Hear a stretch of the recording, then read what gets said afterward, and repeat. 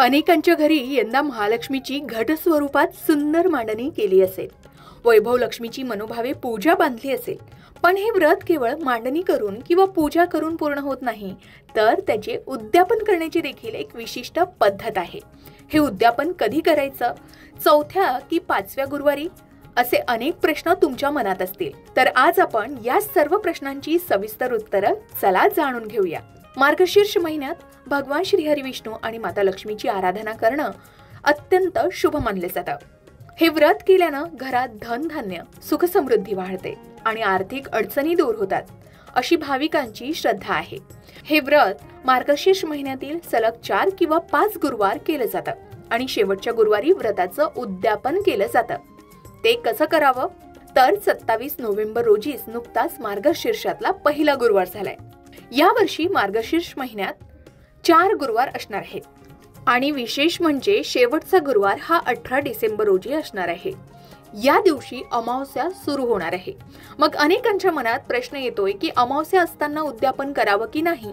ज्योतिषी सांगतात की अमावस्या असली तरी गुरुवारी महालक्ष्मी व्रत करायचं आणि उद्यापनही करायचं.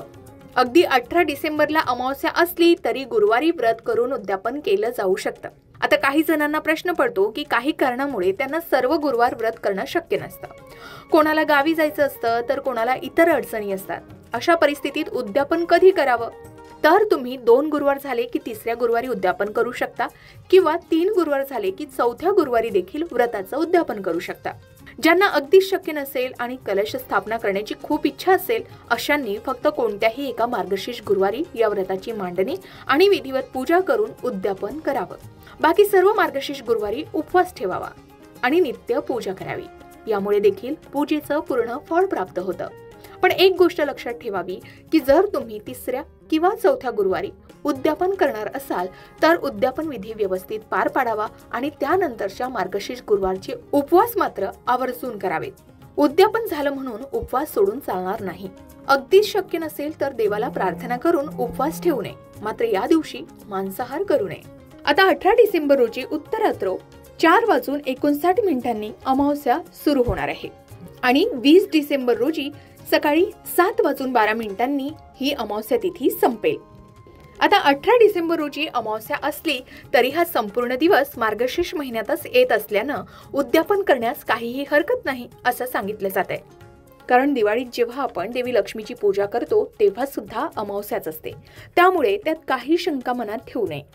तुम्ही संभ्रमात असाल की उद्यापन अमावस्येनंतर करावं की आधी, तर त्या दिवशी तुम्ही अमावस्या येण्याआधी उद्यापन करून रात्री उपवास सोडू शकता किंवा अमावस्यानंतर पूजा करून उद्यापन करण्यासही काही हरकत नाही.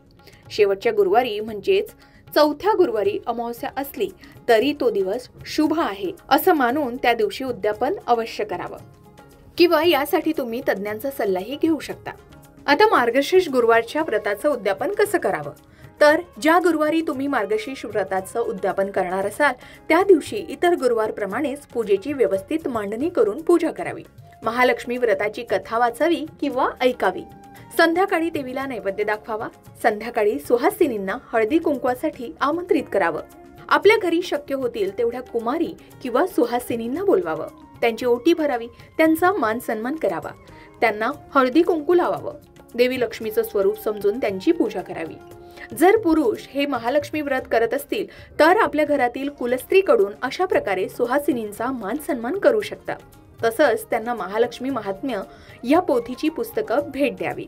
आता महालक्ष्मीचे गुरुवार येत असतानाच मध्ये गुरुचरित्र पारायण किंवा दुसरं कुठल्याही गुरुवारचं स्वामी समर्थांचं व्रत असू शकतं.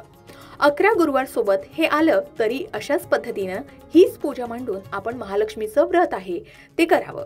किंवा स्वामींच्या पूजेमध्ये किंवा गुरुचरित्राच्या पूजेमध्ये देखील लक्ष्मी मातेची मूर्ती ठेवून फक्त पोथीची पूजा करून देखील आपण मार्गशीर्ष गुरुवारची पूजा करू शकता.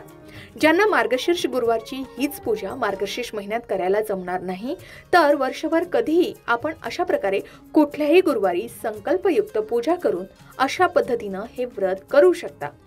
पण यासाठी सुद्धा तुम्ही तज्ञांचा सल्ला नक्की घ्यावा. आता उद्यापनानंतरचे विधी आणि साहित्य विसर्जन बघूया. उद्यापनाचं साहित्य हे दुसऱ्या दिवशी उचलताना अंघोळ करून पूजा करावी. कळत नकळत जरी एखादी चूक झाली असेल तरी मला क्षमा करा असे म्हणत देवीची क्षमा याचना करावी. तुझी वास्तव्य आणि कृपादृष्टी सदैव आमच्या कुटुंबावर राहावी अशी मनोभावे प्रार्थना करावी. नंतर 3 वेळा आगमन पुनरागमन असं बोलून घटातील नारळ उचलून ठेवावा. गजरा फुलं केसांमध्ये माळावीत.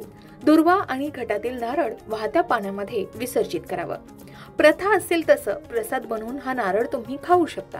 आपापल्या भागातील पद्धतीने या घटातील नारळाचा उपयोग करावा. सुपारी इतर नारळ आहारात वापरता येतात.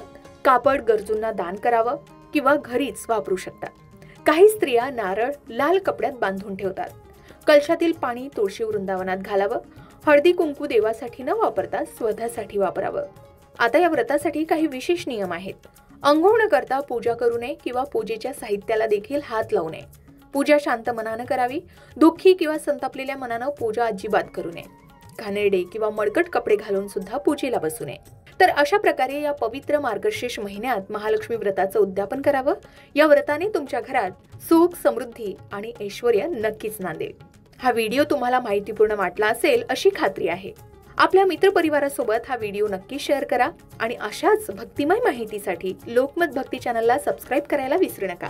अशाच प्रकारे सणावारा संबंधित व्रतवैकल्य असतील, उपासना असतील, पूजा विधी संबंधित आणखी काही माहिती तुम्हाला हवी असेल, त्याचबरोबर वास्तुशास्त्र, ज्योतिषशास्त्र, अंकशास्त्र यांसारख्या विषयावर तुमच्या मनात काही शंका असतील तर त्या कमेंट बॉक्समध्ये नक्की विचारा.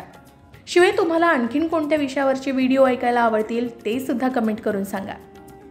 या संबंधित संपूर्ण मार्गदर्शन तुमच्यापर्यंत पोहोचवण्याचा आमचा हा प्रयत्न आहे.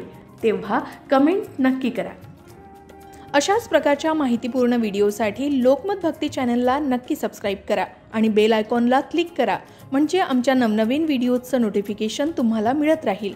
तसेच योग्य आध्यात्मिक मार्गदर्शनासाठी लोकमत भक्तीच्या फेसबुक पेज आणि इन्स्टा पेजला लाईक आणि फॉलो करायला विसरू नका.